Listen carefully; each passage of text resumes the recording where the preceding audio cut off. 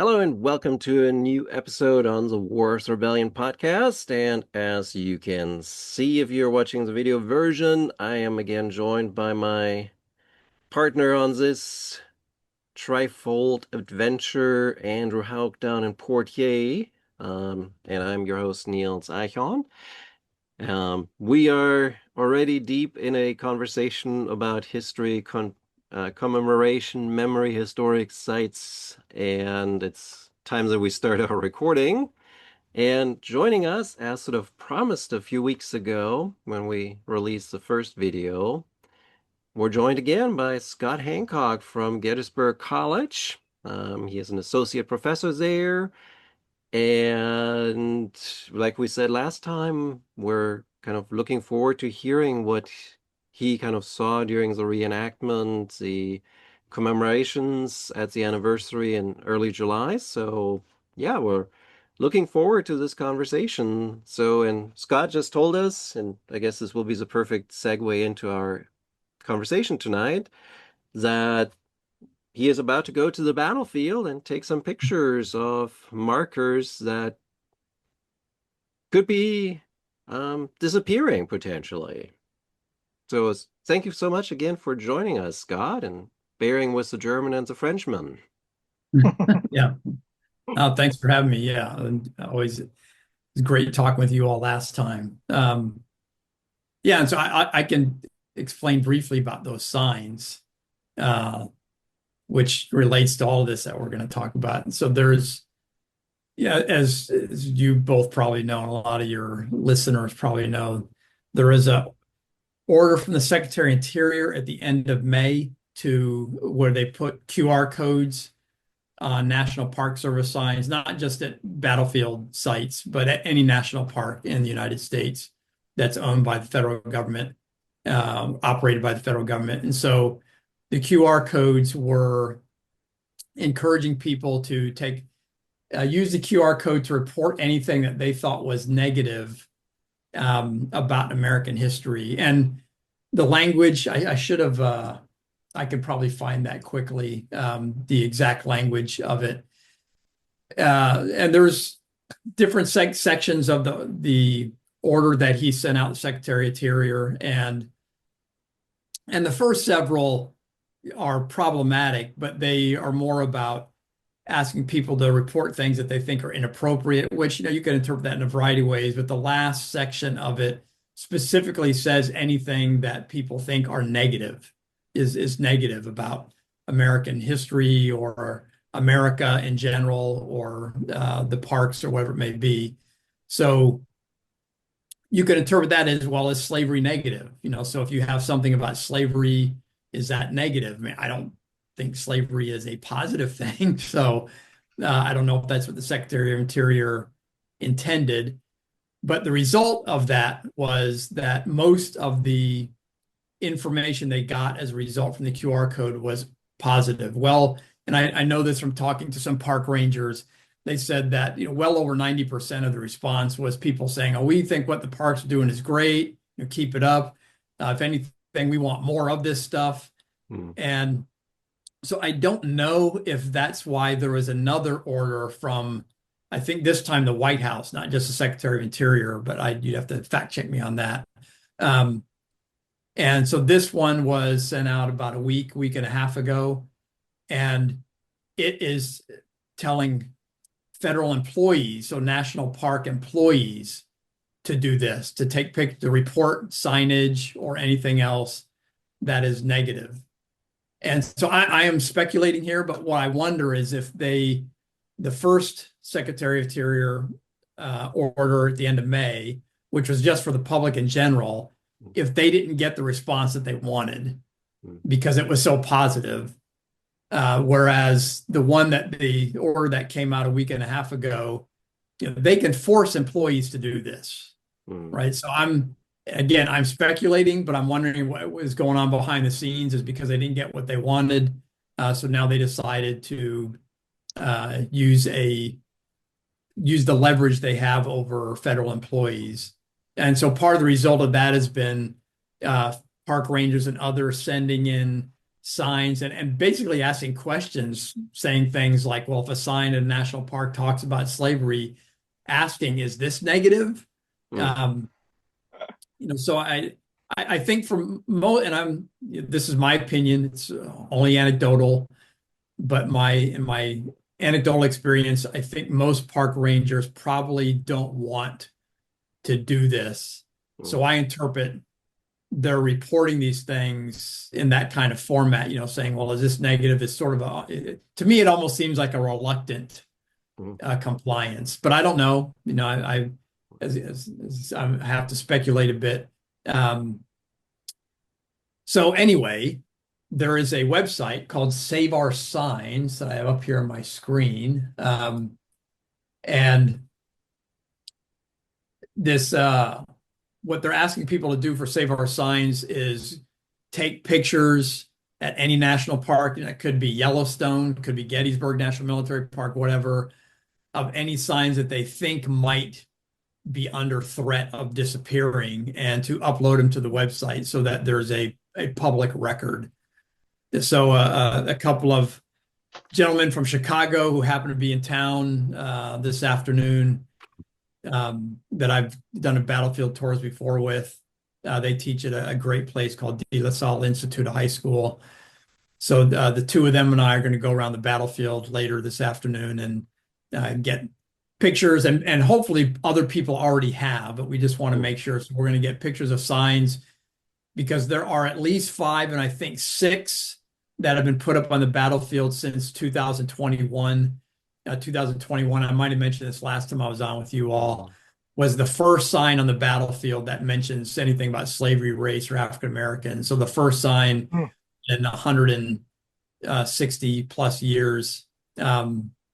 Well, the battlefield hasn't been a park for that long, but first sign since the battle to mention anything about those things. And I believe now, I know there's at least five, depending on how you interpret it, five and a half, six, one kind of alludes to it. So we're going to get pictures of all those, upload them to the website. So Yeah, I actually, this is something interesting. Maybe since you have close ties to the Park Service, because I remember I was with a student group a few years ago at Cowpens in South Carolina at the National Battlefield Park there, and the park rangers there was sort of like had a sign, and he was talking about how there were like errors on that sign, like inconsistency with interpretation that we know better today than we did. Well, I guess at this stage 50 years ago when the park was created. And he kind of was like, even though we know there's problems with it, we're not going to remove it because it's part of the park's history. So it's sort of like, what is the NPS's policy with regard to like removing markers from the park? Because I was always under the understanding that once these things are up, they're maintaining them, but they're not usually removing them. well, so my understanding is that things like monuments, of course, Mm, it takes an act of Congress, has to be passed by the House and the Representatives and the Senate for a monument to be installed or removed or altered. mhm. Um, and then I, there's I, other. I'm sorry, go ahead. you, sorry, for monuments at a national park. Yeah, on Mhm. any national park, anything that's federal land, yeah, Okay. literally takes an act of Congress. So Gettysburg says there are over 1,300 monuments, markers, and memorials or tablets. So some of those, so we've got monuments, lots of monuments, lots and lots of monuments. But then there are also these other, they're big stone. I don't know how you describe them. It's like a stone tablet. They're probably about 5 to 6 feet tall, maybe 4 feet wide and a foot thick. And they have a bronze plate on them that just has information about like what happened at that site, what regiments or generals were there, and what happened on the first day or second and third And day. and those are the ones that have the battle lines that indicate the The, battle lines. the battle lines. Like Yeah, the troop where lines where or the where, yeah, where the regiments were lined up Yeah, well, according to. they don't have a visual depiction of those, but it has No, no, just no. They just has like this company of this regiment was here at this spot on at this time on July right. 2nd. Yeah. Yeah. Yeah. So there are the stone ones like that, and then there's other um, markers that are a different style. So there are, hundreds and hundreds of those. Um, I don't know if those fall under the same legal requirements as monuments, if those can be altered or removed or changed. But the signs I'm talking about, they're sometimes called wayside markers. They're Hmm. little, they're about 4 feet high. They're kind of set on a diagonal so Hmm. that if somebody has a disability, physically challenged, it's like in a wheelchair, they can still come up to it and read it. And the Park Service can change whenever they want without any kind of act of Congress, without any federal Hmm. legislation. So those interpretive signs are the ones that we're going to take pictures of. And those are the ones that if somebody reports it and says, well, this says, this has something about slavery or race, we think this is negative. Hmm. And if somebody further up in the Department of the Interior decides, well, that's got to go, then they could change that because they're held by metal brackets. So all you have to do is slide the sign out of the metal Hmm. brackets and slide a new sign in. Um, so they're not as permanent as all the other stone tablets and monuments and things like that. So they're similar to the Civil War trails monuments or interpretive signs, right? Yeah, Yeah. yeah, yeah, Yeah, I mean, yeah. you That's probably have seen them. It's like metal pieces that kind of stick out, and then you have Yeah, yeah, like right, right. sometimes yeah, like it's a background picture with text or like a Sometimes there's a literal map. background, yeah, a map on it. Mm, Like I think like when I did some Macon books, they talked about like they have like a template where the park could can create it themselves and like just put pictures and text and have it locally printed, or you could go through Harper's Ferry and get it done. mm, Hmm. That's yeah, the more yeah. official stuff. Now it does take a while for these things to get done. And as I've learned, again, I can't remember if I mentioned this last time. So there's a sign on the top of one of the observation towers, the tallest one in the battlefield. It's on West Confederate Ave. It overlooks Pickett's Charge. A lot of people call it the Longstreet Tower. One of the park rangers a few years ago said it's on the land of James Warfield, the African American farmer. It doesn't have any official name, so he was going to call it the Warfield Tower. That was his campaign, his one-man campaign. So I said, "Well, I'll join you in that campaign." So we call it the Warfield Tower. It is called Warfield Ridge that it's on, but the sign that's at the top of that mentions escaping slaves, freedom seekers. And I've not taken all the credit by any stretch because a lot of people involved in all this kind of stuff. But I had mentioned to one of the rangers in 2008, hey, well, you should put a sign up on that tower that talks about, escaping slaves because they're integral to why we had a civil war and thus a battle at Gettysburg. And we know that they used the mountains west of the battlefield to head north. So it's connected to what visitors can see from that tower. And uh, in 2020, one of the chief rangers here showed me a mock-up of the sign to go on that tower. And in 2024, it went up. So even from the time they actually had a mock-up to the time the sign was actually installed was 4 years. And I think it's really important to emphasize that's not because I think the Rangers or other people are dragging their feet. As I've learned, it's just federal bureaucracy. It just takes a long time, all the levels that it has to go through to get approved, and then funding, and then make it, install it, all that stuff. Uh, So the 16 years Rangers tell me frequently the wheels of federal bureaucracy turn slowly, and so I have learned that is very true. so from 2008 when you mentioned it to 2024. That's a long time.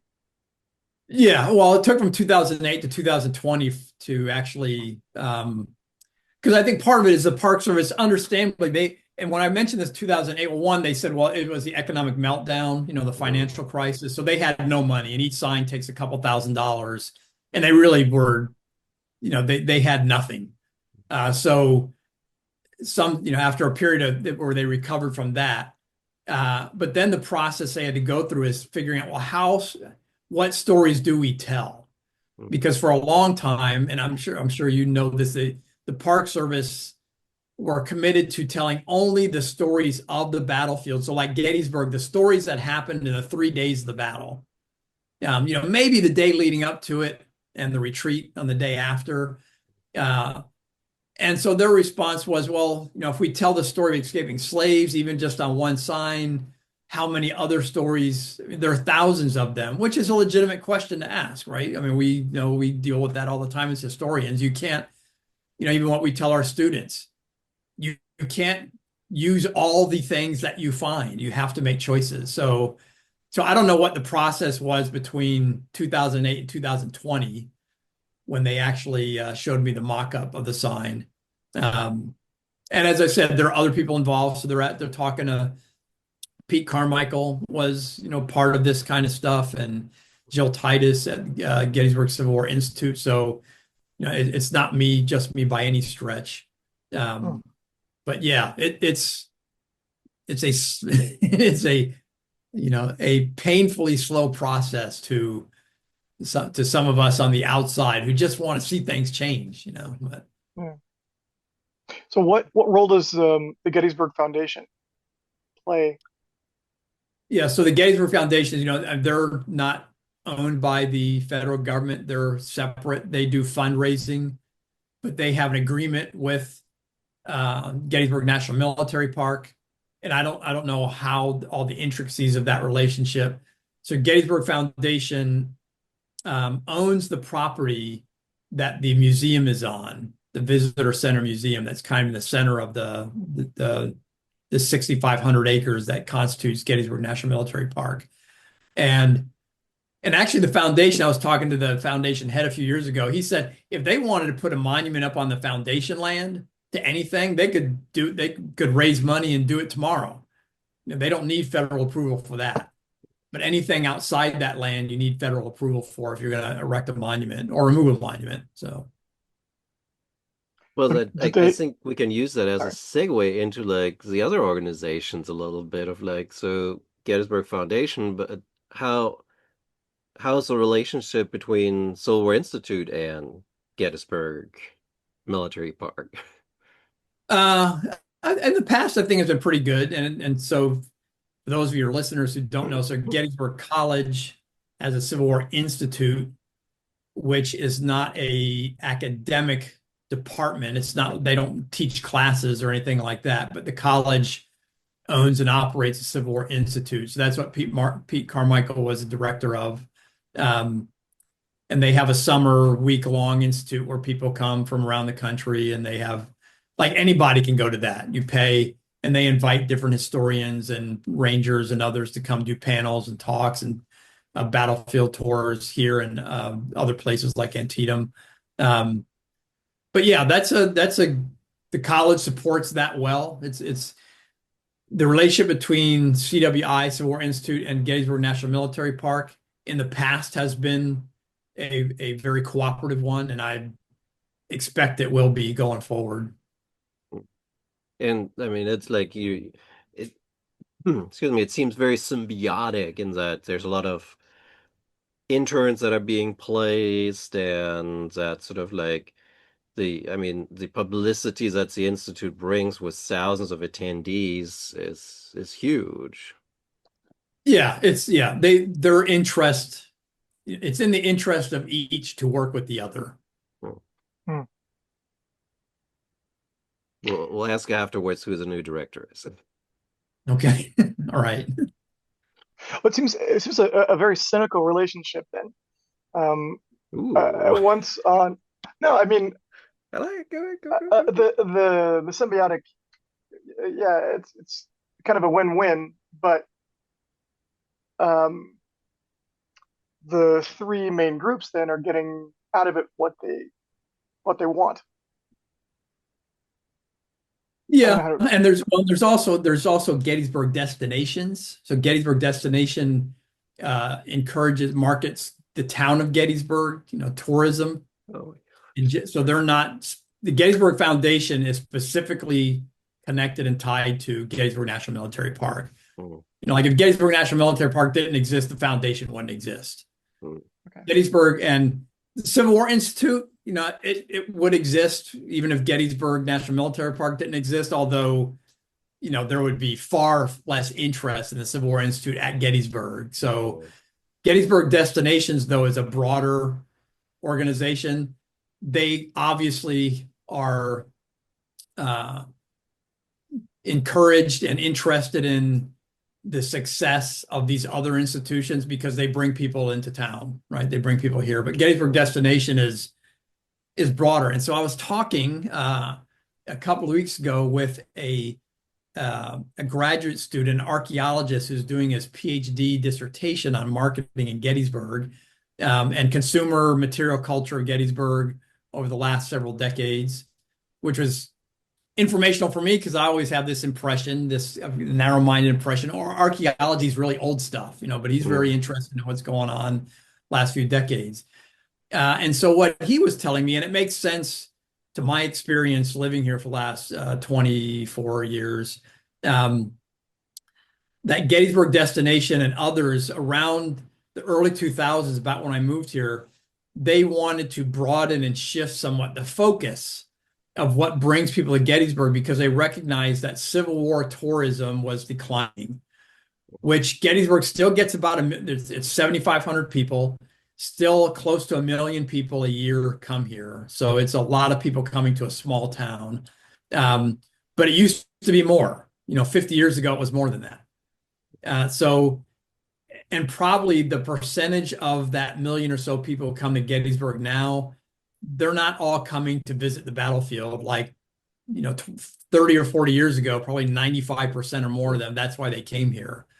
So there's I think USA Today and a couple other publications like that over the last 3 or 4 years, like one of them named Gettysburg one of America's 25 most romantic towns to visit, which is odd, right? Romantic. Yeah, you're laughing. So it's odd, right? Because it's romantic because 160,000 soldiers tried to kill each other over 3 days, because there were 51,000 casualties, over 70,000 soldiers dead and lying in the battlefield and rotting in the sun and the rain. 80,000 horses here. I don't know how many of them died. And as I'm told, horses produce 30 pounds of manure a day and how much urine. So, the devastation to the battlefield here, the environmental devastation, the smell, the trauma to the soldiers and the townspeople was generational.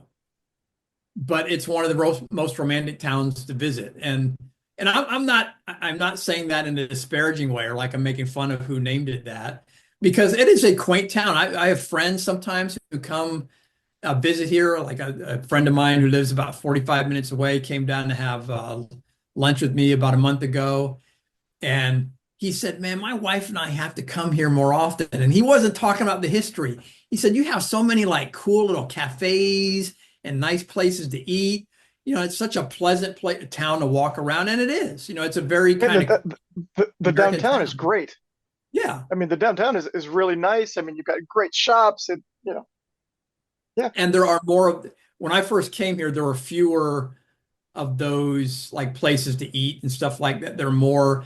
One of the soccer players I used to coach just opened up a restaurant in town that's great, right in the downtown area, just off the center square. There's a lot of boutiques. And as this archaeologist mentioned to me, I never really thought about it. Most of the stores that aren't food related market to women. Women aren't the primary group who come to do the military history.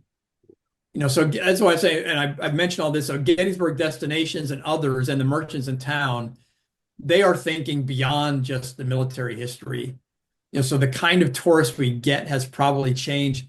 That said, the military park and the 3 days of people trying to kill each other is still the main reason why why it's become that, why it's become even something that others might be interested in attending. If it wasn't for those visitors, we wouldn't have all these little cafes and eateries and boutiques, and we got a 6 or 7 theater cinema right outside of town. I mean, what towns of 7,500 have a big theater, movie theater? Mm. Um, Well, I also just looked, you almost had a casino.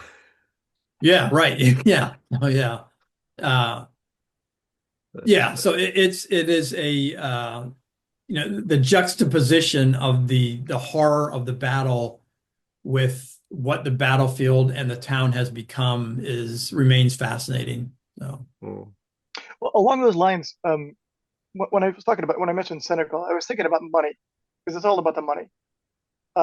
For a lot of, I don't know how much money the Civil War Institute makes. I don't know how much it charges. I don't know how much it makes. I don't know where that money goes. Does it go into like a trust for the college or?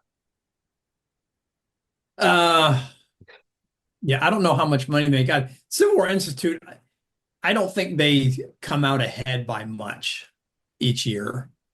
Um, Do they pay the Mhm. historians who? Yeah, I Uh, don't know how much they pay. So I think I've done in the 20 some years I've been here, I think I've done 2 panels maybe, Mhm. but they don't pay me because I'm a college employee. So Right. I can't be paid. That's one of the rules. Um, but other folks they bring in, I have no idea how much they get paid. There's also, as you may know, there's a big conference here each year that's Oh around yeah, the the same local time as one. CWI about Lincoln and uh, that brings a lot of big name historians. That's not hosted at the college. That's a completely separate from the college. But some people kind of view it as a competing um, conference or institute, whatever it's called. And because that might actually make money. I think they may actually come out ahead. Hmm. because I think doesn't the Civil War Institute cost at least $1,000? I don't To remember. attend, I don't know. I don't know what the cost is because Well, I get to go to panels and stuff as an audience member for Yeah, free. So I don't know what the yeah, well, I yeah. mean, Because I think the tuition was kind of what it was steep, and then when you figure in lodging or accommodation, yeah, I mean it comes out to quite a bit, and I think they cater a lot to teachers. mm-hmm. Yeah. Yeah. yes. And I don't know if a standard and an average history or social studies teacher from you know France. well I was going to say from anywhere from Nebraska uh, Mm. could afford to go without some kind of financial aid, but since it's not accredited as Mm. coursework. They do have, and I'm just looking up. I have some financial figures for an article I just wrote for a European journal, interdisciplinary journal, um, to see what the financial benefit to the town is. But I don't have figures on CWI in particular. They do have some offers of financial support for people, and I thought they had a scale, a graduated scale, so maybe like middle and high school teachers pay less than a college professor or something like that. But um, yeah, but I mean they're well supported, they're well funded, but I don't think that they make much money on it, given once they everything it costs them to put it on and I think they try to keep the fees that they charge people reasonable. So for the town, the figures I have in 2023, visitors spent $786 million in the county, in Adams County, uh, which accounted for Jeez, $80 million in taxes, 5,000 jobs, and $175 million in wages. So it's the tourism. So the other big industry in the county is agriculture, apples in particular. My wife works in the agricultural industry. And I don't know which makes more money, the agricultural industry or the tourist industry, but the tourist industry is obviously a huge part of the economic well-being of the county and the town, which actually we call it it's a borough. Gettysburg is a borough, not a town, but yeah, I saw that. Um, in relation to other counties in Pennsylvania, how how rich or how well off is Adams County? I don't know, couldn't tell you. Yeah, sorry, I'm random. sure, so to our west is Franklin County. Um, they have a much bigger city, Chambersburg, and a couple other towns that are much bigger. So that probably helps them. I'm sure we're better off than many of the other rural counties in Pennsylvania, but probably not as well off as others with bigger population centers. Yeah. I just did look, and it's like for tuition, meal plan, on-campus lodging at the institute, it's $1,075 Wow, that's a lot. for 5 days. Okay. And I think on average they have about 300 people for Hmm. the for those 5 days. That was Scrooge McDuck. My eyes would turn into dollar signs now. Yeah. I mean, you'd have to check me on that. Maybe it's less than that, but for some Yeah. reason that's what I recall. Yeah. So should we go to the other organizations that I think we should briefly, at least, I think we said it last time on the list briefly, but I think we should talk about I think you the need to. American Battlefield Trust too, because they have been buying a good number of properties in the region. I just saw a post they like took down a building to create a nice vista and in of the battlefield's historic kind of looks. Yeah, and so they just, let's see, a couple years ago they bought land that's to the west of town, by McPherson's Ridge, just past that. Mm. And then they just closed a deal on the Country Club, which is a little bit further west of that. So they have all that property leading up to McPherson's Ridge. And the Country Club has been out of business for a while. There was a golf course there, which has been reverting back to nature, much of it, and a swimming pool and a tennis court, and a building. So all of that, I assume that's probably the building you're referring to is going to go. And I'm not entirely sure what the relationship between them and the battlefield is with the federal government is either, and how that all works. So, for instance, just up from my house, General Lee's headquarters, which was a woman's house whose name is escaping my memory right now. It's on the right side of what's that? Thompson? Yeah, that sounds right. No, It says Thompson House, yeah, Lee's headquarters. what's that? Thompson House, Lee headquarters. Yeah, okay, yeah. I'm just looking at it on Yeah. Buford Avenue. Yep, yeah, that's it. So uh that used to be, when I moved here, that was a motel. Hmm. And so that they bought that, took the motel down, restored it, the house. It's very nice piece of property. It has the battlefield on the west side of it and the seminary on the south side of it.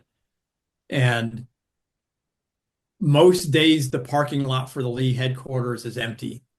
Mm. And even on busy weekends, like the anniversary weekend, July 1st through 3rd or whatever weekend is near that, even then, there might be, sometimes they have people camping there. They have living historians or reenactors camping there. But I think when I went by it on that weekend, there might have been half a dozen cars there. So I've never seen that parking lot full. So it's not well traveled, not in comparison to other parts of the park. Hmm. So yeah, I don't know how, the two of them, what their conversation is between those two organizations. Do they have like their own like wayside markers and explanatory and like I guess not admission, but like Yeah, they interpretation?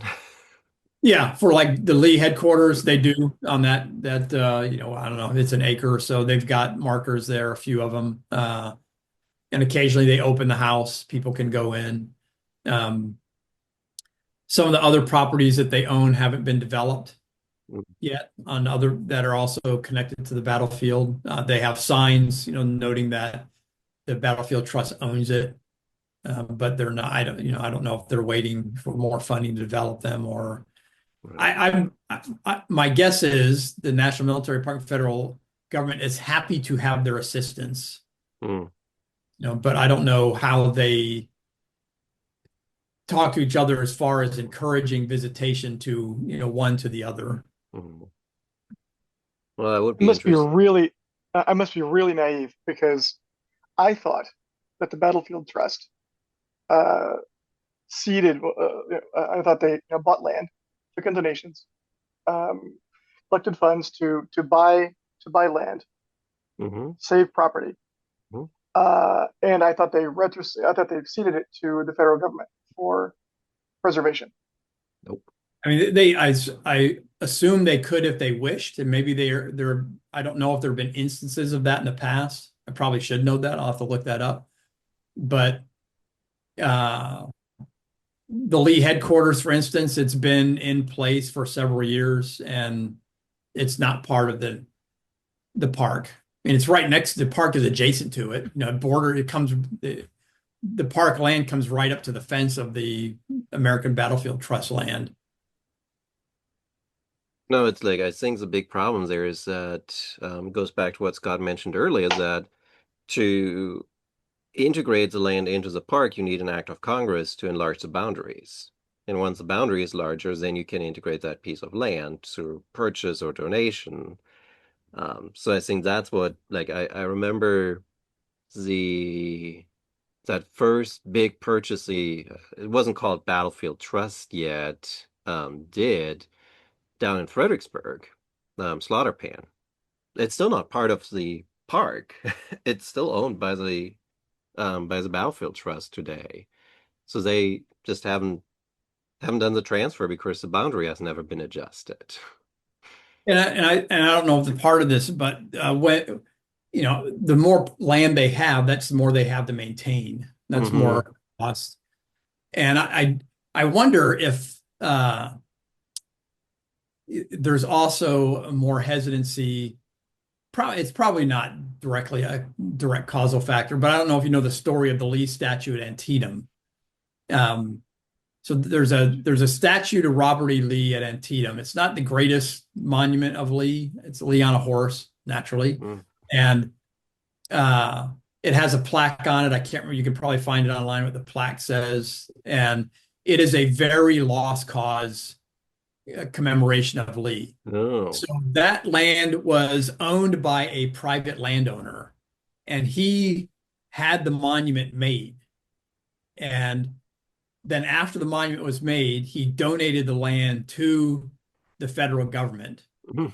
So once it got donated and the federal government accepted it, that monument now cannot be changed without an act of Congress. And there Oof. were a few Democratic congressmen from Maryland who, for years, tried to introduce a bill to get that Lee statue removed or altered, and were never successful. I don't know if they're still trying to do that or if they've given up. But as I said, it's probably not a direct causal factor, but I do wonder if for Mm. some folks in the park, if they kind of have things like that in the back of their mind, that they got stuck with something that they really don't want. Right. And Lee's headquarters could be powder keggy, and what stories do you have to tell with it? And I just looked on the maps that the Park Service has online, and it's like right there where the Lee's headquarters is. It's like the turn of the park route, and it's like there's nothing on the map that says Lee's headquarters here. Yeah, yeah, because it's not them. Not theirs. And Battlefield Trust, I mean, they've done a good job with that. The signs that they have are not, they don't critique Lee, but they don't praise Lee. They're not lost cause. Mm. It's fairly neutral as far as that kind of stuff Mm. goes. There's no, it's not a bad history or a bad story that they're telling on that land. Right. And as you probably know, the reality is during the battle, Lee didn't actually use that house much as a headquarters. It's officially noted as his headquarters. They said for the most part he was out along what's now West Confederate Ave on Seminary Ridge, and so I don't know if that's part of the reason why maybe the military park isn't all that interested in it anyway. There was such great movie scenes in Gettysburg that happened in the house. Yeah, just falling asleep on in the rocking chair. Yeah. And Are with a you, Trimble that slammed his Yeah. fist on the. is this the Oh, movie you're referring to? Yeah, yeah, of I've course. never, Yeah. I have never seen it. good for Oh, I, you. Good good. I for you. have Yeah. I've tried watching it a few times and I just can't get past the first half hour or so. I probably should make myself watch it because so many people have. Yeah, But just don't watch the director's cut. okay, all right. Yeah. It's long. Yeah, how long? I mean, the movie, isn't the regular movie like 4 hours? 3.5. Three and a Yeah. half, Three and a something like half? that. But the Okay. director cut's like five, 4.5, 5. Wow. Yeah. Okay. Yeah, I don't have time for that. No. Yeah, no. That's a whole lot of stuck on beards. I mean, Okay. Bad ones too. Very bad ones. Good God. um,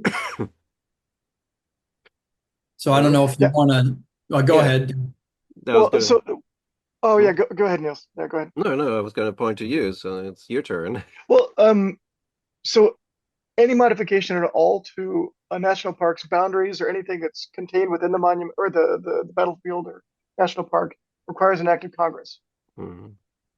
even extending even extending the boundaries. Hmm. Hmm. Yep. So then, what about the work to restoration of the battlefield to look more like it did at the time? Does that require any? I mean, it takes funding. It takes um, well, I manpower. don't It takes think, yeah, I don't, I'd have to double check. I don't think that requires any legislation because so that like Gettysburg National Military Park, they have, there's the superintendent and under her are two chief rangers and one, Chris Gwynn, he's the chief of interpretation education. So he's responsible for education and interpretation of history, like what the signs say, the programs they run, all that sort of stuff. The other one, as I understand it, is responsible for maintenance, for maintaining the park. Hmm. And so as I hear from rangers that's their two jobs at a place like Gettysburg and probably all national parks is educating the public and maintaining the land that they've been charged to protect and preserve. And so maintaining is, mowing the grass. It's if there's a monument, every several years as dirt and debris builds up, cleaning that. If there's any damage or vandalism, fixing that. And I would assume that would also include, like they did at Gettysburg, sometimes cutting down trees that weren't there in 1863 Hmm. or planting trees. Right. And they don't have the manpower or woman power or money to do anywhere near as much as they want. And so if you've been to Gettysburg, there are places that are overgrown with Mhm. underbrush that were not overgrown in 1863, that were farmers' fields or just kind of clear meadows. And occasionally what they do, they did this this summer and it was, I wasn't here. I wanted to volunteer for, I wasn't here when they did it, is they'll ask people to just volunteer an afternoon to come out and help them just clear brush. Hmm. And because they don't have as many people as they would ideally like to have to do that.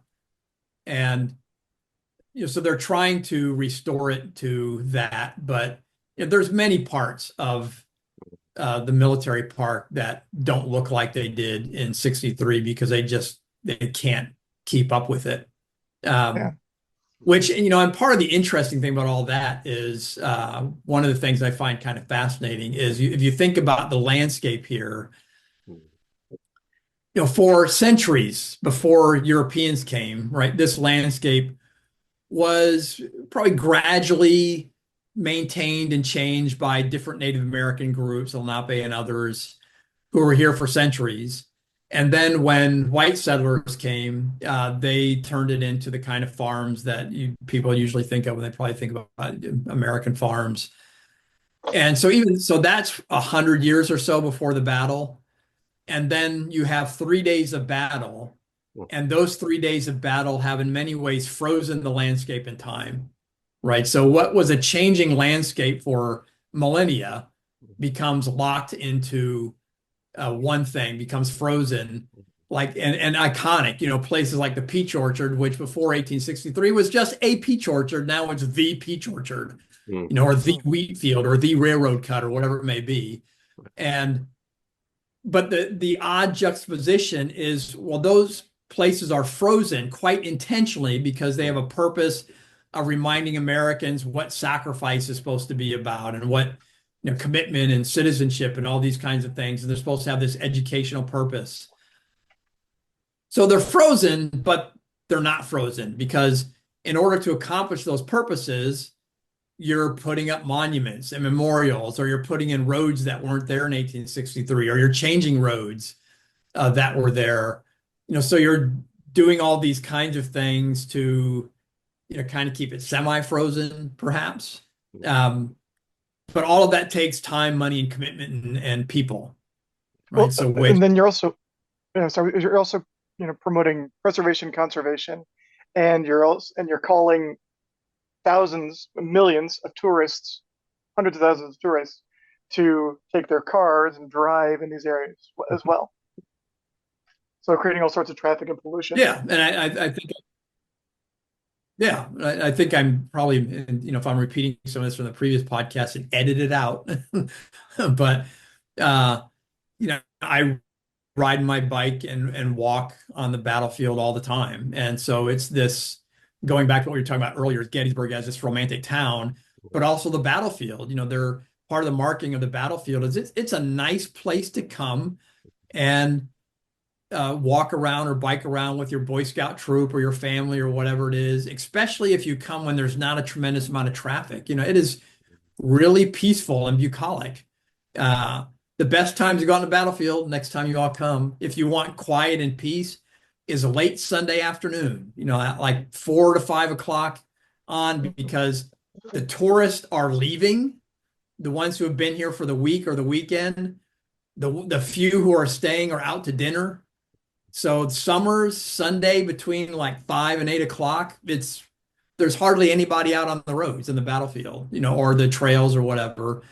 So it's this weird bucolic experience, walking among death and wounded and people, these men who are groaning and screaming in the field. The juxtaposition just never fails to get me when I'm out there. So, But I think we should also get to what the important part for today was, Yeah. sort of the experiences of the anniversary that you had and saw, and sort of whether this sort of is a place of healing for the country as it's suffering from extreme partisanship, or if it's like fostering even more partisanship. I guess that's sort of the question that we raised last time for you to kind of observe. yeah, so I went just for one day, not even the whole day. It's $45 to get in. So yeah, and I took a friend of mine, and since I asked this friend of mine to come with me. His name's Clotaire. He's a Haitian immigrant. He's a U.S. citizen. So my wife was kind of concerned about me going, amid this political climate. And I said, well, I'm bringing my friend Clotaire. He's a lot darker skinned than me. She said, that doesn't make me feel better. But the two of you going there. But Thank you for letting him go, Miss Hancock, if you hear us. yeah. But it was fascinating, and I've never been to a reenactment. I've walked by them before, and it's on private land. The federal park hasn't let them have reenactments on federal land for decades. So it's on private land. It's a place called the Daniel Lady Farm, and the Daniel Lady Farm, on one of their barn buildings, has a sign. I have a photo of it. Let me find it. And the sign says, "We do history here. We don't glorify it. We don't propagandize it, and we certainly do not trivialize it. History is not always glamorous. It can be messy, ugly, and brutal, but we choose to remember history and not hide it, lest we end up repeating that which we forgot." Which I think that's a great sentiment, although maybe you share my skepticism about that often repeated quote about, we need to know the history so we don't repeat the mistakes of the past. I Mm. think we repeat the mistakes of the past all the time in new all and the time. inventive ways. Yeah. Yeah. Um, but I love the general sentiment there. And I think they actually do try at this place at Daniel Lady Farm. I don't know any of the owners. I emailed them afterwards, never heard back. I'll tell you why in a minute. So I'm not promoting or denigrating what they're doing there. It is a well-attended event. Mm. I don't know how many people were there, but it was pretty crowded. It was on a Saturday, probably it was sunny, probably 85, 90 degrees. So not brutal, but not a cool, pleasant summer day. So it was impressive the amount of people were out there. And they have it divided into two general sections. And one section is the reenactment where they actually reenact parts of the battle. And so the day I went, they were reenacting McPherson's Ridge. So that's where they have the living historians or reenactors out there. And they have pretty strict guidelines about what they can wear, what's considered appropriate, because they want it to be authentic. I wish I had had a military historian with me to be able to tell, not so much to tell me like, well, is that actually like the buttons that would have been on the uniform, but in terms of how they did the reenactment itself, how the soldiers were lined up, how they were marching, all that to tell me, yes, this is pretty realistic. There are parts of it that seemed realistic to me. There are parts of it that I thought I'm not a military expert, but from what I know, from what I'm reading, seems unlikely. There is an extremely low casualty rate, for instance, even though these two lines of soldiers were probably no more at one point than 30 yards apart, firing at each other and hardly anybody dropping. So they're either awful shots or, and I know I don't mean to make fun of them, but if I was one of these people, I would not want to be the one to volunteer to say, yeah, okay, I'll be one who gets wounded, because then you're laying there. And because they do emphasize having authentic gear, those are not lightweight clothes they're wearing, and they're laying there in the sun in a farm field. Mm. So I get why nobody wants to do that. And a few of them did, kudos to those who did. But I suspect that the casualty rate in the reenactment doesn't compare to the actual casualty rate of the battle itself. They have cannon crews there, incredibly loud. Mm. And, even again, I don't know, from what I know, probably where the cannons were placed were not the distance of all of them. Well, some of it would have been probably the right amount of distance from behind the infantry as well as who they were shooting at. If it's like the parts of the battle where they're close enough to be shooting grape and canister. But some of that is limited by the amount of space they have. They don't, it's on a private farm. And they also have a huge set of bleachers that you pay extra for if you want to sit in the bleachers. And the bleachers Wait, are pretty for full. 45, you don't even get to sit on the bleachers? 45, you get to stand along the edge of the field and watch.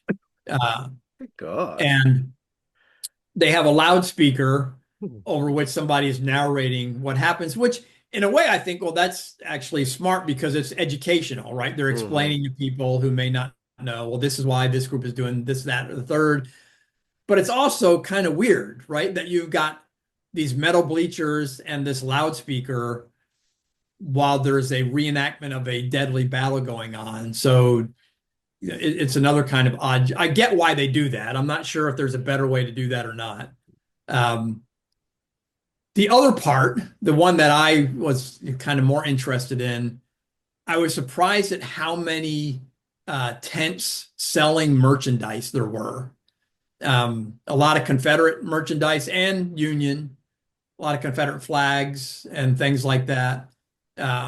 Like sort of historic, or sort of like the guys that has like the big China-made rectangular Confederate flag in 20 different versions. Yeah, so most of them seem to be actually historic replicas of the different, like Okay. the different versions of the Confederate national flags. the Confederate battle flag. Hmm. There were some that looked more like, and as I tell people often, that when you see the Confederate flag on a bumper sticker, that's just the rectangular one. Right. That's actually the naval jack, the Confederate naval jack. The Confederate battle Hmm. flag, as probably most of your listeners, is a square with a white border around the edge of it.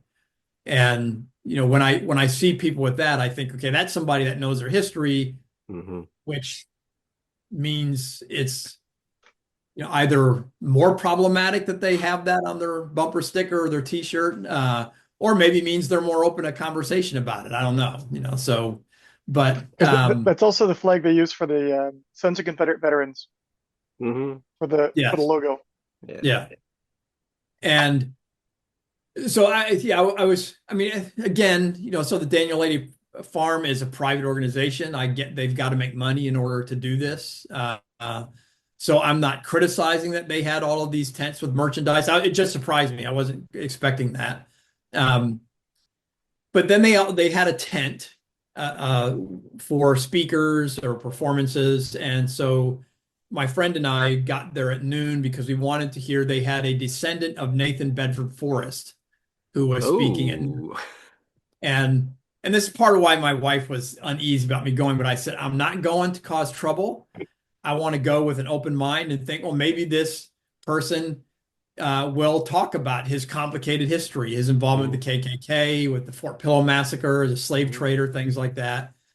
And and it could be a really good educational experience for the audience. There was about 150 people under this tent, so it was pretty full. And and I actually did kind of hope for that. That's not what happened. And so the reenactor, living historian, was dressed as Nathan Bedford Forrest and spoke for the most part in the first person. And so the middle section, Oh, he talked mostly about different battles and stuff that he's in. It was the military stuff, which I thought that was, all probably very educational and useful. And by the way, he said at one point he was a fifth cousin, descendant of Nathan Bedford Forrest, and I think it's important that we, as historians, we don't mock people that we disagree with. And so but this was hard for me to hear. So when I heard a fifth cousin, I thought that's pretty well removed. Hmm. I mean, Andrew, you might be the fifth cousin of Nathan Bedford yeah. Forrest, I mean, for all.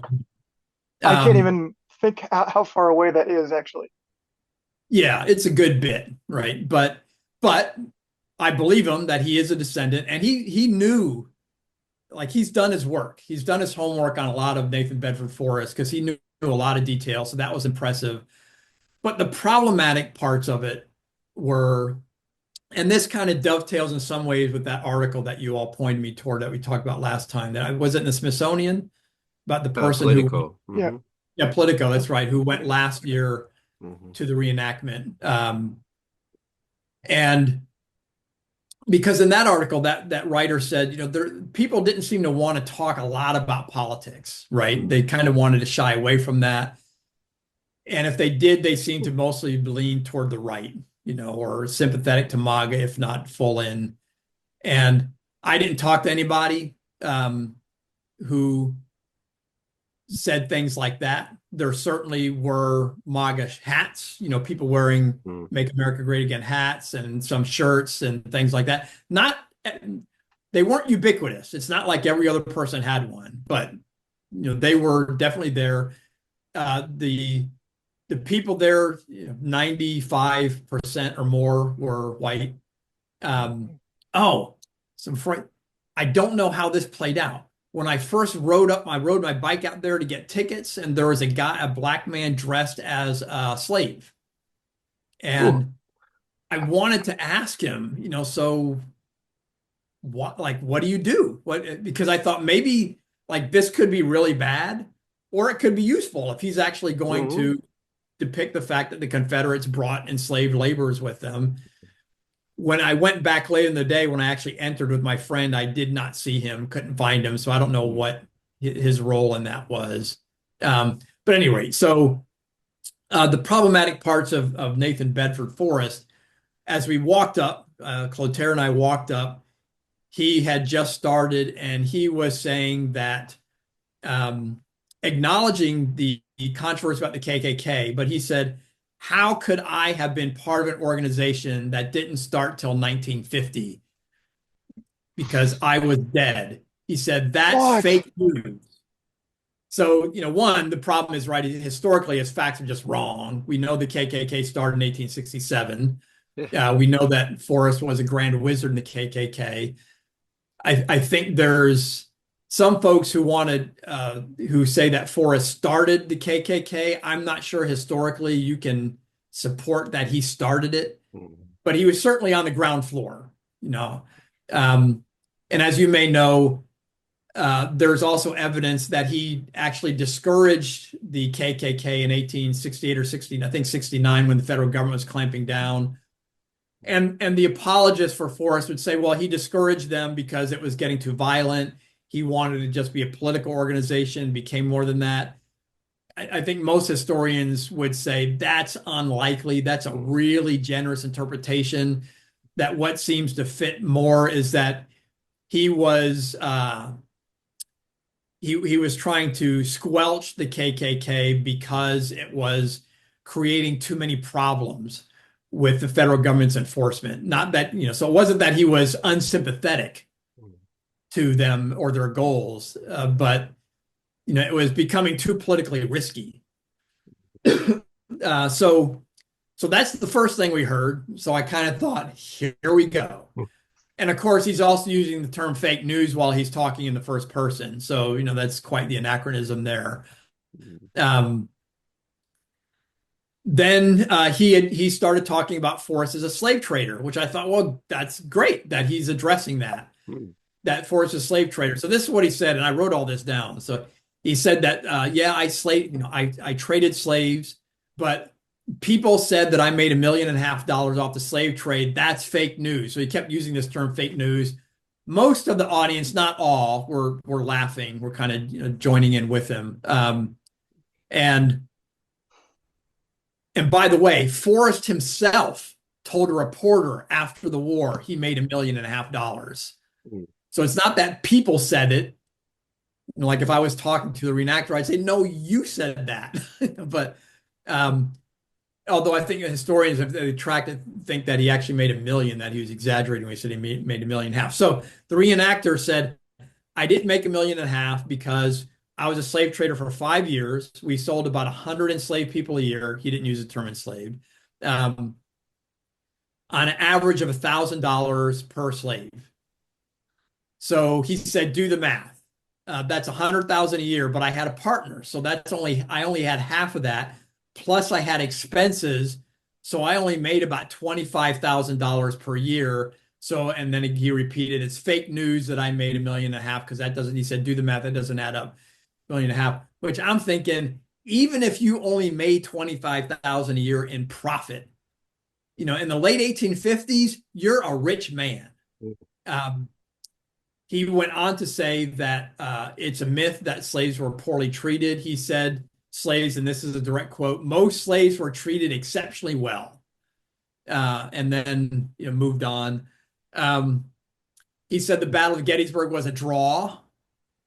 That the Confederates left the field and the Union stayed, but it was a draw. Later, when he talked about Chickamauga, where the Confederates stayed on the field and the Union left, he said that was a great Confederate victory, but he didn't explain why Gettysburg was a draw and Chickamauga was a victory for the Confederates. And I'm forgetting something else he said that was not only egregious, but just historically inaccurate. So then it went to the Q&A. Right, so if people ask questions, I put my hand up. He didn't have to pick me, but he did. So you just made a mistake. Yeah. So we're kind of, chuckling about this, but I wanted to have a posture and attitude of not being aggressive, not being there to try and make him look ridiculous or anything like that.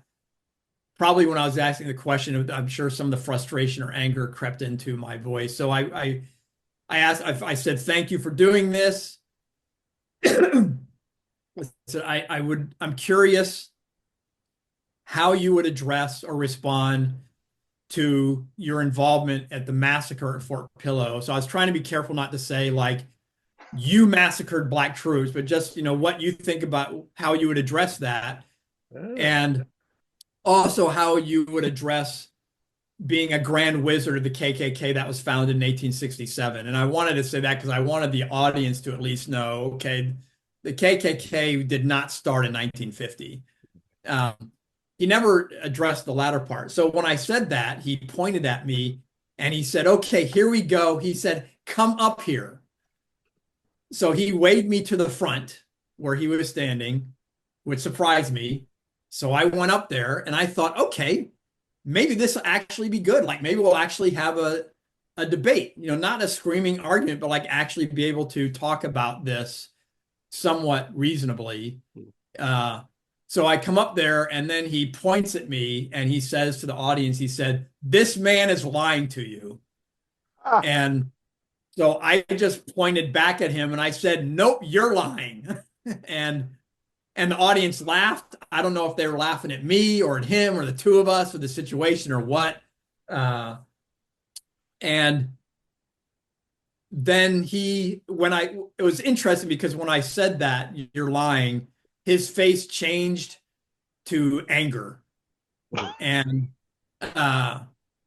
then he told me to go, he said, go back to where you came from. And I don't know if he meant like sometimes, and I'm not saying he's a racist white guy. I don't know him from Adam, but that's a common thing that both me and my friend have heard before, go back to where you came from. Heard people tell us go back to Africa, or if he just meant like go back to where you were standing. And so my reply was, you're the one who called me up here, but this is what happens when people hear the truth. And then I just walked back. And there's a part of me that kind of regrets that I did. I kind of wish I had stayed there and, try to engage him respectfully. Not sure. I doubt it would have done any good. So then he went to explain to the audience how it wasn't a massacre at Fort Pillow, that it was just a fight that the Confederates won. I was shaking my head. He pointed to me and he said, don't shake your head. So I just yelled out back at him. I said, it was a massacre. And he continued talking. Oh, and earlier in the talk, he had talked about Union atrocities during the war, several Union atrocities. of course. Then I just yelled that at him and I said, did the Confederate Army commit any atrocities during the war? And he paused for a second and he said, well, I don't know. I didn't. And then he just continued. So what was interesting is after that, so when I walked back, two of the people who were sitting and standing near me, and during the rest of the afternoon on like 4 or 5 different occasions, people came up to me and quietly said, appreciate you doing that or calling them out or getting the facts right. I have no idea if they're representative because people who disagreed with me and thought that he was telling them good history, they're probably not going to come up to me and say anything, right? So, but what I find kind of interesting about these experiences, it seems like the people who do that usually do it quietly, right? They come up to me quietly, kind of say, "Oh, I appreciate what you had to say." With the exception of one young white man who was not quite at all, who came up and said, "Hey, that was great, and my dad and I come to Gettysburg every year, and yeah, we know the history of Forrest and like that. What the stuff he was saying was so far removed, but he was the exception, not the rule." So subsequently, I emailed Daniel Lady Farm and just said, you guys put on a great event, blah, blah, blah. Thanks for doing this. I think you might want to screen your living historians more closely because the things that he said here's the things that he said that were factually inaccurate. And here's the things he said that at the very least were extremely problematic. But I haven't heard back from them. That was a few weeks ago. So I don't know if that will lead to anything. So anyway, so that's my limited anecdotal experience of the reenactment. I probably will never go to another one not at $45. It's one of these things. I think there's great potential and great value in them because they draw people who aren't going to do other kinds of history or read other kinds of history. They're not going to come to one of our lectures, but they'll do that. Uh, but my question, I think, for organizers like that is if you're going to have people like the reenactor Nathan Bedford Forrest Mm. say those kind of things without, at the very least, an opportunity for discussion or rebuttal, or just getting the facts right, then I think you're doing more harm than good. I Mm. think you are, as their sign said, I think you are propagandizing history. Um, and I don't know, maybe you'll never have them back. Maybe they didn't know. Maybe it was a one-off. I don't know if that's something that happens there regularly or not.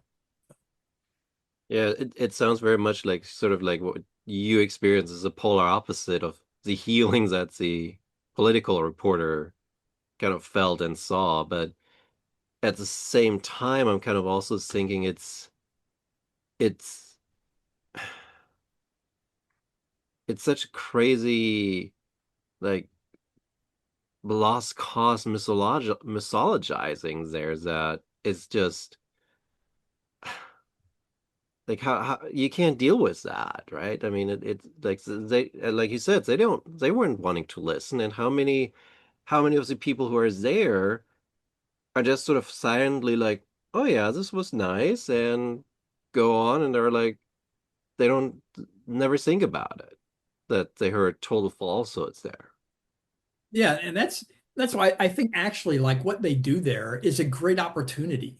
Yeah. Like I'm saying, because you're going to reach people who aren't going to go to other stuff. Mm, So if you had a reenactor, Nathan Bedford Forrest, who was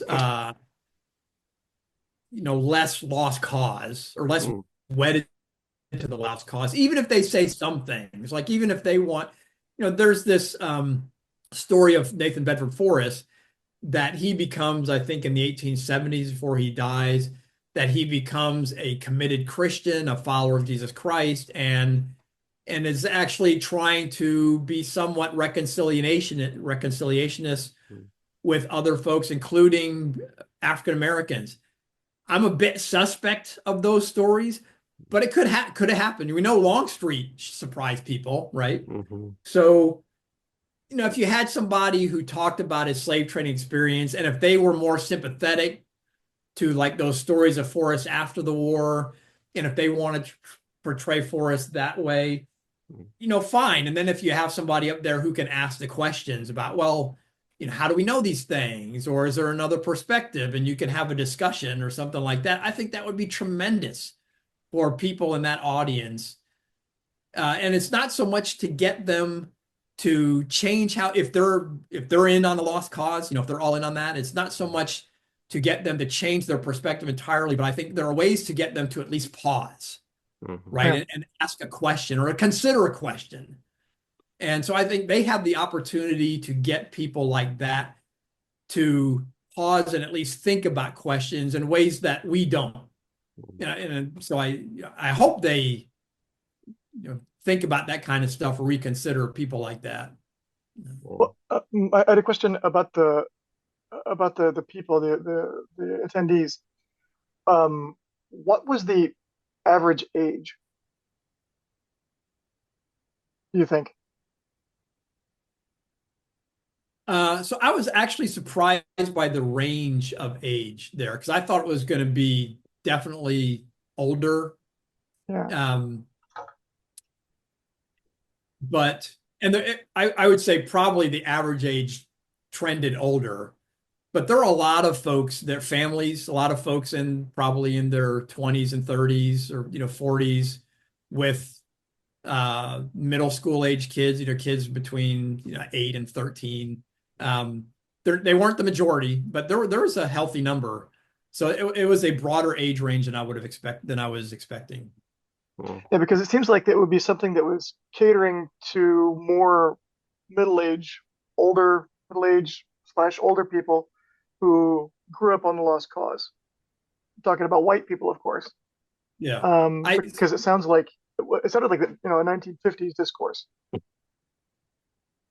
Yeah, well that and again, because they had other talks and events, and I want to be fair to the Daniel Lady Farm people. I don't know if Nathan Bedford Forrest descendant is typical of all of Mm. the speakers and different things they have.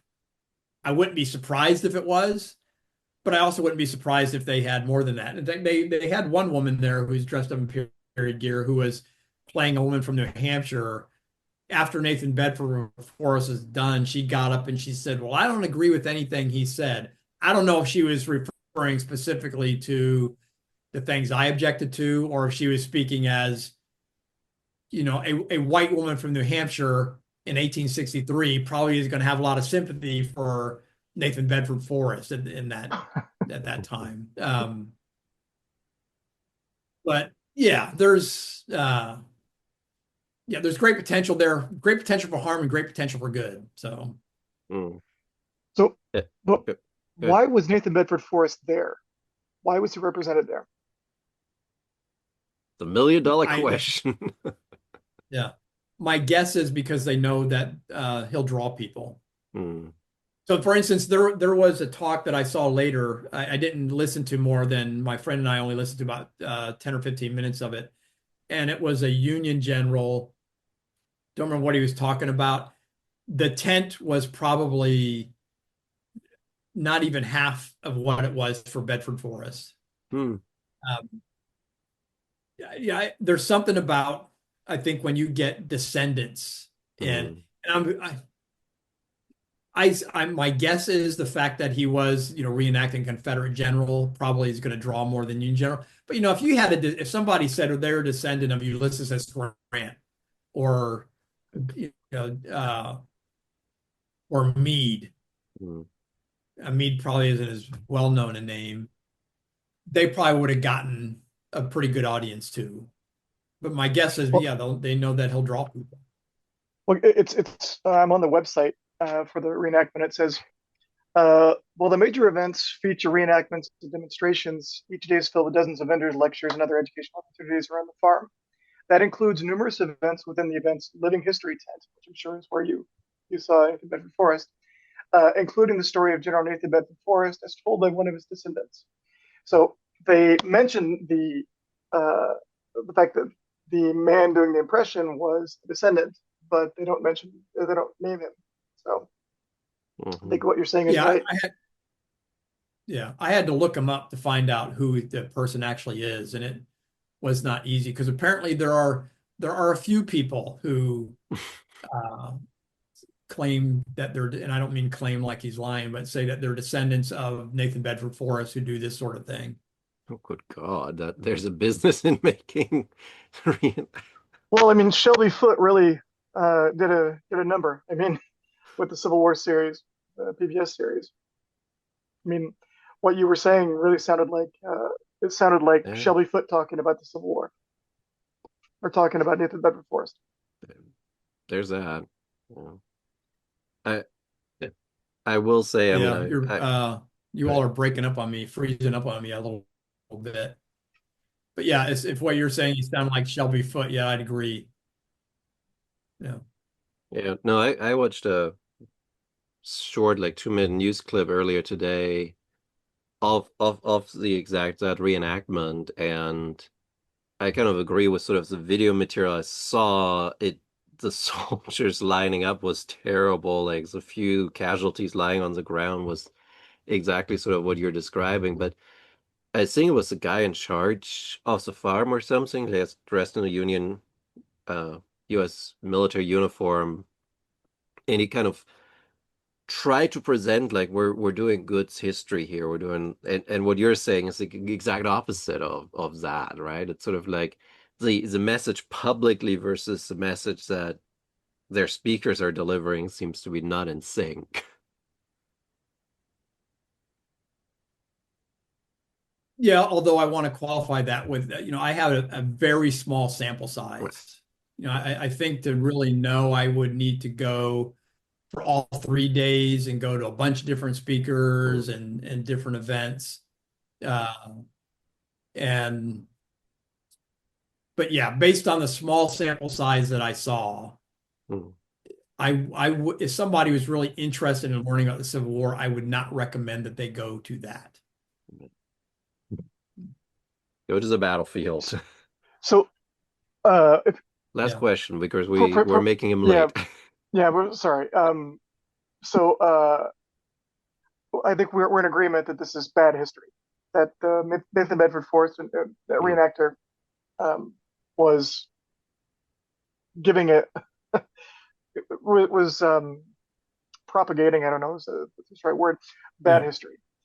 Um, and so you shouldn't go to reenactment to get good history. Could we then be considered as gatekeepers for Hmm. what we consider to be good history? Uh, Mm. yeah. Tough one. Well, I Sorry. guess here's why I would say no. Although, I'm biased in favor of myself. Uh, but I would say no, I'm not being a gatekeeper because I would not tell people don't go to that. And I'm qualifying this as it's my opinion. In my opinion, based on what I saw, which admittedly is not comprehensive, I wouldn't recommend it. Mm. Um, if the goal is to learn a thorough history, because there are many other avenues to do that that are free or much lower cost. Mm. Uh, if you want to learn about what reenactments are like, then by all means go to Mm. it because it's probably one of the better attended ones by Civil War folks. Mm. Um, but I guess to me it seems like and maybe I'm thinking about what a gatekeeper is too narrowly. I think a gatekeeper actively tries to keep people out of something or, limit control who's going in. I'm not trying to actively keep people out of this. It's not like I've gone on social media, on Facebook or written articles about how the Daniel Lady Farm reenactment, is a terrible revisionist history. And if anything, I'd say I emailed them and said, hey, you know, I think you could do great things here. I think maybe there's some things you could rethink. So I don't know. Is that a convoluted response, Andrew? Well, I guess the I think que it I was guess an unanswerable question. I guess to make it more answerable would be to say, would it be better to not do a reenactment, but do a more weapon demonstration kind of stuff on the National Park Service site and do tours, presentations, ranger talks, and that becomes the thing instead of this, I will call it carnival. Yeah. So if you wanted to learn about the military aspect, so how the soldiers lined up, how they advanced, how they retreated, how they march at an oblique angle or Hmm. all these other things, then I I don't think what I saw is where to go because there are a few things, and I won't get into detail. There are a few things that I saw that I thought I'm pretty sure nothing like that ever happened. I could be wrong, but there were just some things that just seems so well, like the word you use, the Yeah. carnivalistic, and um, whereas the Park Service. So I don't get any money from the Park Service, so I have no vested interest in this. But like they do these free battle walks on Hmm. weekends that I usually go to when I can, that a park ranger runs, and the Hmm. other rangers do other things as well that are free, and these are great because what they'll take you out on sites in the battlefield, so you're there where it happened, and they'll explain to you, so this is how they went up this ridge. What they often do, which is actually pretty useful, is they'll take some of the visitors like me in the battle walk and they'll line you up. Hmm. Not like, 100 people, but they'll say three or four and they'll say, okay, so imagine this is company A. I just went on one a few weeks ago, learned something I never learned before. They said, so this is company A, company B, DE. They said company, the company A, the one in the center is the one that they usually put that is sort of the leader, that is the most Hmm. tested, the most reliable. And so they show you how they're going to, shift or change the direction they're Hmm. facing. And the way that they help people visualize what actually happened at Little Round Top or McPherson's Ridge or Culp's Hill or whatever is such a great learning tool. Hmm. And they have live demonstrations of cannons and sharpshooters and things like that. They do this at the battlefield every summer. Mm. and other battlefields, and Revolutionary War battlefields and stuff like that. So those are places where I would recommend, yeah, that's where you should go if you want to learn that stuff. If you want to learn the other things like about, so who was Nathan Bedford Forrest and what did he do? There's plenty of books and articles and documentaries or Mm. talks or other things you can go to Right. where you can hear people wrestle with all this. Mm. That I would recommend would be a much better way to learn about all of these things. But all that said, like I said before, there are people who go to these reenactments who are never going to go to that stuff, right? So this is where I think reenactments actually can serve a really useful function, and I'm sure a lot of them do. I went to one many, many years ago, the Revolutionary War in New England. That was great. Learned a lot, and didn't have any of this kind of propagandizing of history. So I'm sure many of them are excellent. It's just the one day that I went to this one reenactment was not great. I hope it's not representative of reenactments, and I hope it's not representative of this reenactment. But yeah, so there was one, one of the last things I mentioned, as far as I was thinking about that article, the Politico article a lot, and the kind of people that were there. I wish I had more opportunity to talk to more of them. I suspect after my discourse with Nathan Bedford Forrest, there were probably a lot who were not interested in talking to me. But there was one of the few non-white people there was a young Latino man who was in the audience. He got up and left about 2/3 of the way through. Don't know why. So he had a red baseball cap on with white letters on it that I, could see from the side. I thought, oh, I wonder if he's MAGA, if it says "Make America Great Again," because that's what they all look like, the red with the white letters. So when he got up and turned toward me and walked out, his hat said "a red hat with white letters." I thought, well, that's clever. I don't know how to interpret that as far as where he stands politically, but I like the unexpected there. So That's cool. I should probably get going. I got Yeah, I was like gonna two. say You've got an afternoon. yeah, you have Yeah, a photo shooting ahead of you. yeah, So, well, again, thank you so much, Scott. And I think before the talk, we kind of had a question that we might need to revisit later in the year for installment number yeah. 3, maybe. Okay, yeah, that'd be great. All right, All right, have right. fun at the battlefield, and thank you so Take some much. great, take Yeah, some great good talking pictures. with both of you. Yeah, love it. All right, have a good day. You too. Yeah. I stopped the recording minutes before he left. Uh, Yeah, we should definitely do a third one on the different commemoration styles. yeah. I We was have to thinking do a about it little too. more research and Yeah, and I have to be in better. I've got to talk more. And I've got well, to I talk, think that like I mean be he more did a articulate. 15, 20-minute monologues there because he kind of went through all the experiences, which is fine. Yeah, which is great. Yeah. Yeah. Yeah. He Um, went 20 minutes over, so that's also great. yeah. Uh, he talked about living history stuff at Mm. Revolutionary War sites. I went to one in Canada, Mm. 2001, just Oh, south of please. Windsor, called Fort Malden, and it was a War of 1812 fort. Mm. There was a battle there, There were a and they lot of had the Niagara frontier area. yeah. Well, no, on the other side near Detroit, Oh, okay. Yeah. across from Detroit on the Detroit Hmm. River, and yeah, so they had British living historians from British soldiers, which is Yeah. pretty cool. Yeah. Yeah. Always nice to see some red coats. I could go to Eckernförde tomorrow and see them actually. Don't ask. Don't ask. It's a pirate fest. All right. Like at least the Viking fest makes sense, but not the pirate fest. But Olaf is already ready to get dressed up as a pirate. Well, pirates are fun.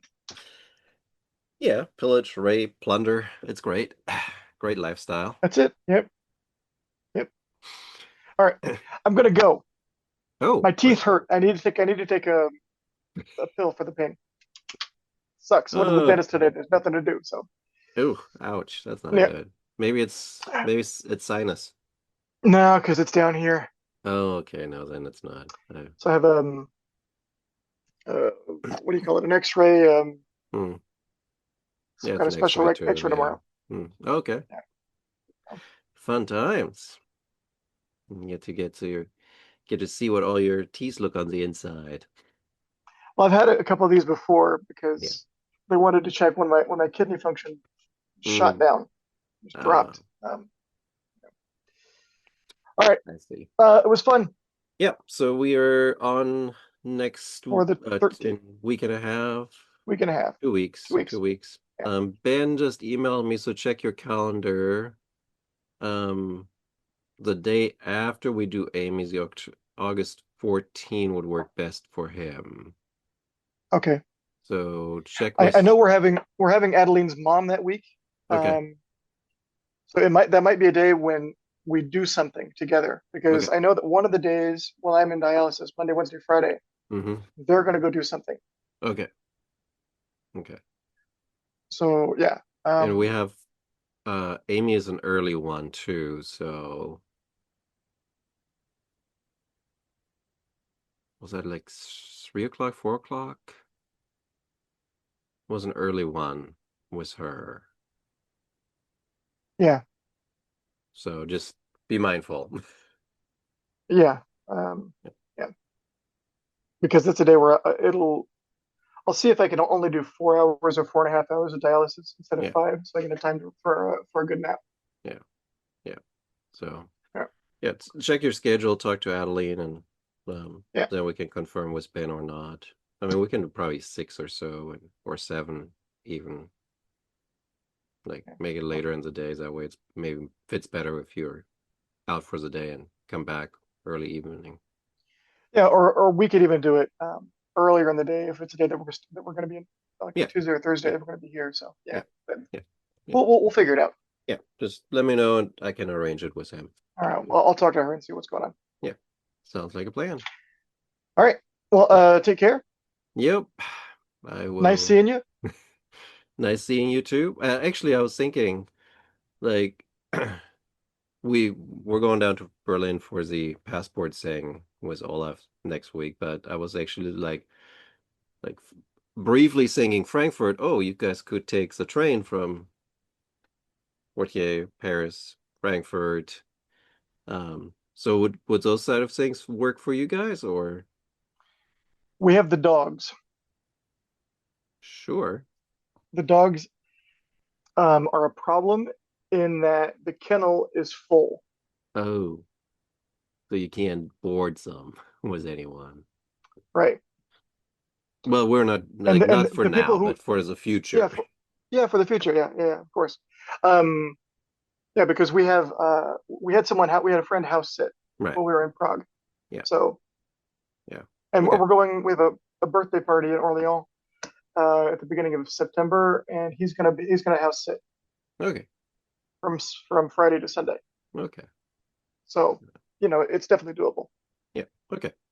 Yeah. So And that I'd would like be to visit something we Frankfurt can. as well. That would be something we could plan as sort of if something is on the train line or something on. Yeah, Yeah. Perfect. yeah, because you take the train out of Schleswig. We probably would drive with a dog stout or something. Okay, Schleswig doesn't have that great like it literally the train to Prague was discontinued the week after we took it. really? Yeah, But for the season or forever? forever. Yeah, they're they're shrinking. They were shrunk the route down from Flensburg to Prague to Berlin to Prague, and they intend to open Copenhagen to Prague, I think next summer. Um, but Do then you speak it Danish? no, no, I Okay. don't. Do they all speak German, or do you speak English with them What do you mean? when you go to Denmark? They You go to speak perfect Legoland. English. They perfect English. Okay. How far is Frankfurt from you in a car?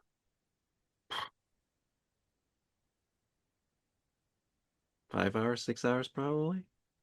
Yeah, because it's probably 8 hours from us. Yeah, so it's probably We can about also drive. midway. Yeah, it's probably midway. Yeah, We can meet up for a vacation yeah, yeah, during exactly. over vacation. Yeah, we'll have to see because Steph wants and needs to go to the States, so we might do October, um, but You're gonna maybe buy a handgun spring. when you get there? I could. It's super You could. easy. You just go to a gun show and you don't need anything, That's it. and then commit a terror act. Yeah. Oh God. All right. All right, Tell Steph we said hi. will do. And good luck with your dental appointment tomorrow. Thanks. Have fun. Talk to you later. Bye.